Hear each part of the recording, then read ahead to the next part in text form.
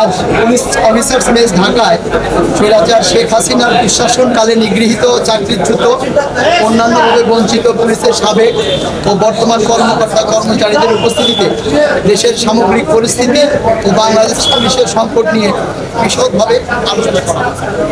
আলোচনায় সারা দেশব্যাপী থানা এবং পুলিশ লাইন্স সমূহে পুলিশ হত্যা, অগ্নিসংযোগ, লুটতরাজ এবং ক্ষয়ক্ষতি নিয়ে অতি শীঘ্রই করণীয় বিষয়ে বিশদ আলোচনা। বিদ্যমান পরিস্থিতিতে পুলিশের চেইন অফ কমান্ড ভেঙে পড়ার প্রেক্ষিতে পুলিশের বিভিন্ন ইউনিটের কার্যক্রম চালু করার লক্ষ্যে পুলিশ সদর দপ্তরের অতিরিক্ত মহাপুলিশ পরিদর্শক জনাব AKM শহীদুর রহমানকে বাংলাদেশ পুলিশের সকল ইউনিটের সাথে যোগাযোগের কন্ট্যাক্ট পয়েন্ট বা কন্ট্যাক্ট পার্সন হিসাবে দায়িত্ব পালনের জন্য সর্বসম্মতভাবে মনোনীত করা হয়েছে। বাংলাদেশ পুলিশের সকল ইউনিটকে অতিরিক্ত মহাপুলিশ পরিদর্শক জনাব শহীদুর রহমানের সাথে যোগাযোগের জন্য অনুরোধ করা হয়।